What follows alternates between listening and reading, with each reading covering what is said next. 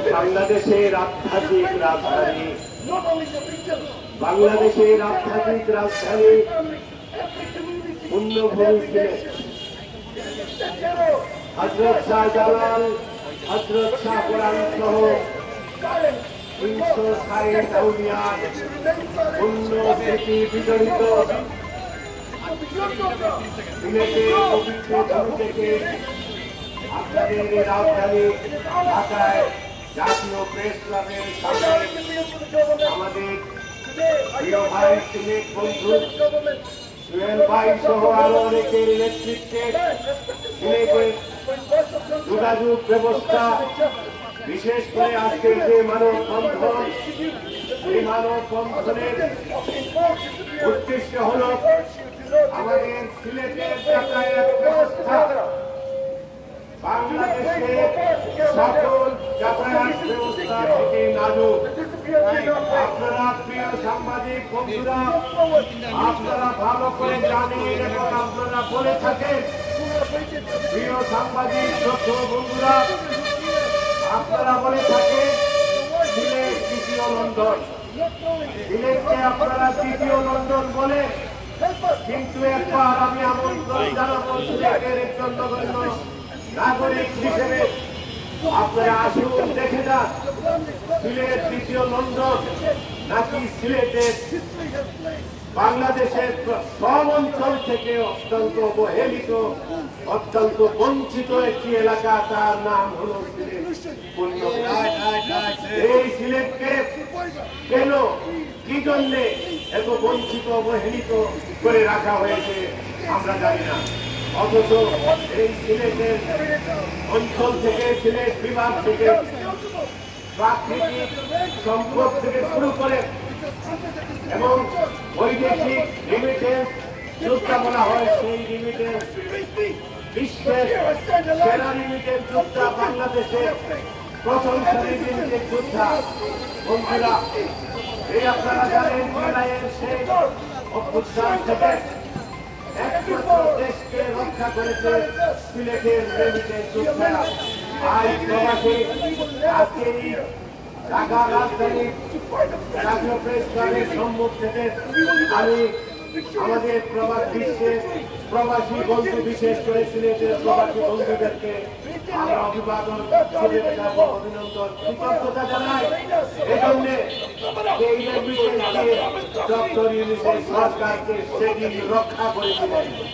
নতুবা সেই জুলাইয়ের পরে এই আর্থিকভাবে এবং অর্থনৈতিকভাবে ধ্বংস, আমি জাতির ধ্বংস, সেদিন আর আমাদের তত্ত্বাবধায়ক সরকার রান করতে পারত না। তাই এই সিলেটকে বঞ্চিত করা মানে জাতিকে বঞ্চিত করা, আর এই জাতিকে বঞ্চিত করা আমার মনে হয় আমার যে কোনো সরকারি আসুক কারো এটা কাম্য হতে পারে না। বন্ধুরা, আমার বক্তব্য বেশি করবো না।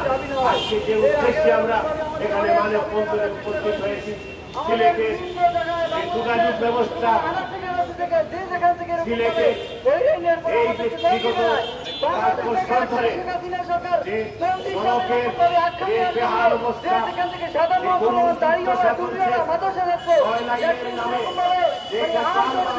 যে গতকালকেও আমি এই সিলেট থেকে এসেছি, 11 ঘন্টা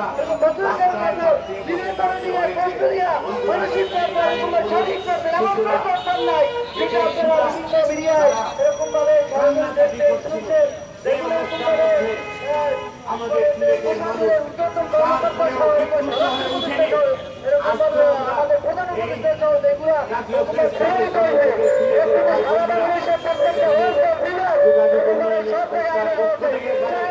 আমরা শান্তিপূর্ণ মানববন্ধন চালিয়ে যাওয়া বিক্ষোভ করছিলাম। আমরা সবিনয়ে জাতির কাছে, সবিনয়ে আমরা অন্তর্বর্তীকালীন সরকারের কাছে বলছি যে আমাদের রেল ব্যবস্থা, আমাদের সড়ক ব্যবস্থা এবং আমাদের প্রাকৃতিক যে পাথর কারি থেকে শুরু করে সকল ব্যবস্থাকে আপনারা হেফাজত রাখুন, আপনারা রক্ষা করুন। বিশেষ করে টাঙ্গুয়ার নাম দিয়ে যে ঐতিহাসিক নাম দিয়ে এবং সিলেটের প্রাকৃতিক উন্নয়নে যে প্রাকৃতিক যে স্মৃতি জড়িত টাঙ্গুয়ার হাওরের নামে যে টাঙ্গুয়ার হাওর বিশ্বের কাছে পরিচিত, এই বিশ্বের কাছে পরিচিত এবং নামি দামি এবং খ্যাতি সম্পন্ন যে টাঙ্গুয়ার হাওরের নামে যে আমাদের রেল টাঙ্গুয়ার এক্সপ্রেস যে নাম দেওয়া হয়েছে, এই টাঙ্গুয়ার এক্সপ্রেসকে সামনে রেখে আজকের যে মানববন্ধন আমরা অন্তর্বর্তীকালীন সরকার এবং সংশ্লিষ্ট মন্ত্রণালয়কে সংশ্লিষ্ট কর্তৃপক্ষকে আমরা উদাত্ত আহ্বান জানাই।